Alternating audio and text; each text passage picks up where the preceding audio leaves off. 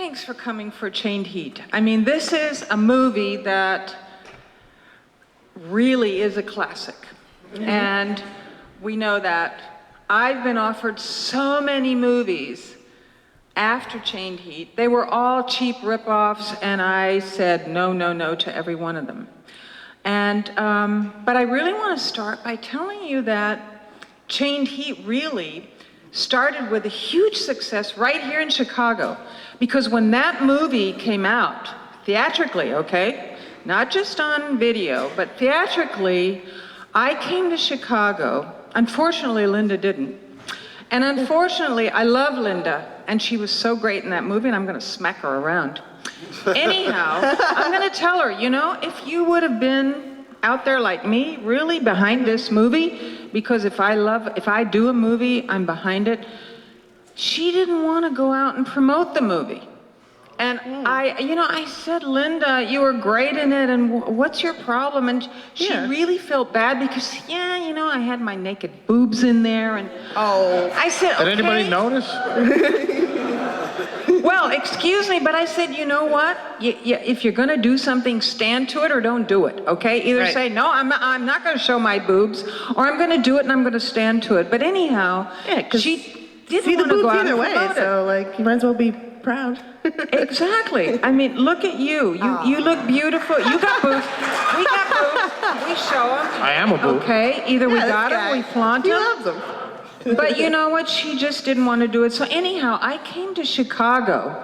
This was the first city that I came to promote it. And Roger Ebert, I had dinner with Roger Ebert. Yeah, the world-renowned critic. Okay, so we don't have to say any more. He loved the movie.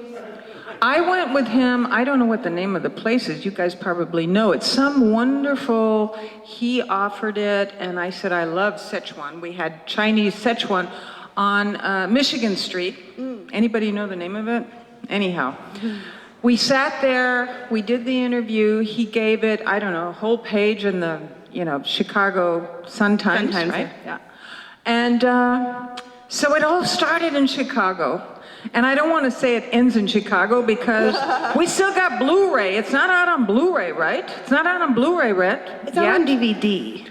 Well, DVD, it still has another life coming out on Blu-ray. So we're going to keep going with Chained Heat. So thanks for coming because I love you all. I love the movie. I know you do. And I'll tell you more later. So go ahead, Katie. Questions? Take it away, Katie. You want to take some questions? Oh, do you have questions, Katie? I wanted to ask a question. Oh, okay. How you were very busy. You said you turned down a lot of women in prison movies after this, but you did 3 movies this year, right? How many movies did you do the year you did Chained Heat? Oh my God, I don't remember what all I... So I was looking at your remember IMDb what page I and did. you were busy. Chained Heat. All I know is Chained Heat came out in Los Angeles on the same weekend as one of the Star Wars, and we played at a theater across the street from Star Wars. Chained Heat did really well because all those people that couldn't go see Star Wars, they came over to Chained Heat. So you know what? I think they thought it was better than some of the Star Wars. Yeah. You don't see boobs in Star Wars, right? No, you don't actually. You have any other questions? You have a question, Mike? Yeah, where was the movie filmed? Yeah. Well, we filmed it in a place called Boyle Heights, East Los Angeles, where county jail is, and this was an abandoned jail, and that's where most of our scenes were, pretty much all of the scenes were shot, right there. And before that, I actually went to, I don't know if you'll have ever heard of Sybil Brand, but Sybil Brand is a very famous female women's prison in Los Angeles, and I went to the Sybil Brand Institute first. Did you stay overnight?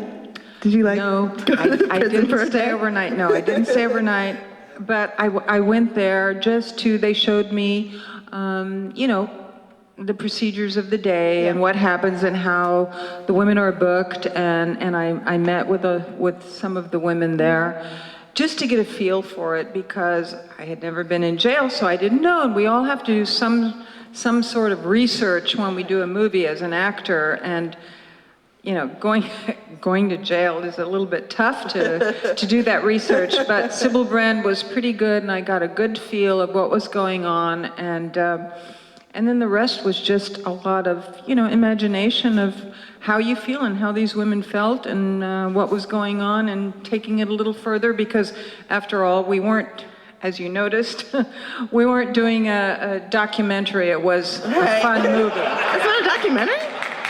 Unless maybe somewhere things like that are happening. I don't know, they probably are. And I have one question that I just want to ask for my own personal purposes. I've seen a lot of 80s direct-to-video action movies, which means I've seen a lot of Sybil Danning's video adventures. Thank you, yeah, they're around. I am dying to know how that happened, and I wonder, did you film them all in one day and just change costumes in between? How did that work? Well, first of all, I had, my manager was great, and he's the one who wrote all that great dialogue, So the dialogue was great, as you know, and then I was only 2 minutes in the front, and oh, sit down, shut up, drink your beer, and watch this, Mean Frank and Crazy Tony's on their way.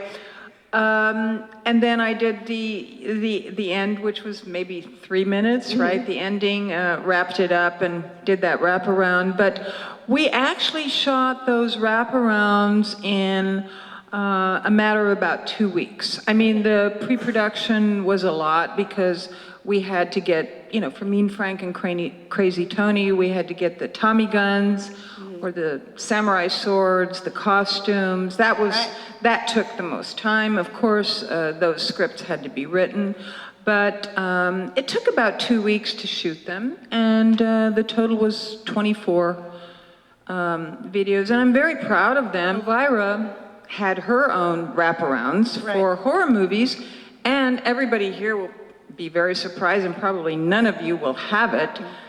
Richard Nixon, not Nixon, Reagan. Thank you. Yeah.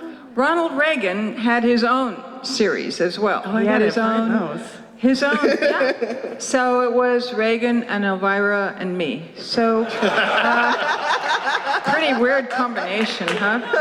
That should be Mount Rushmore, the new Mount Rushmore. Yeah, we're gonna have different heads up there. Yeah, exactly. There's a title I'd like to ask you about, based on we work for Mr. Skin. Mr. Skin collects every nude scene in the history of the world. And one of our forebears in the entertainment industry is a tape called Famous TNA, hosted by Sybil Danning. And if you were 13 years old in 1982 like me, this was a before and after line in my adolescence that, it was the Rubicon that I've never come back from. You are one of the most beautiful actresses that ever lived. We're hosting. Oh, thank you.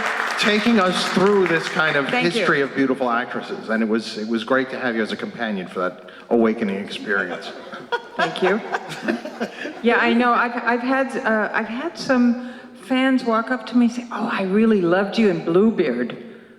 I said, "You saw Bluebeard?" "Yeah, you played the prostitute in there. I really loved you in that." And I look at the guy, and he's 20 years old. I said, "You were in diapers when you saw that movie. What do you mean you love that movie?" So I think I have been there for the puberty of some wonderful fans of mine, and I'm happy for that. And me. I'm happy for that. That's good. That's good.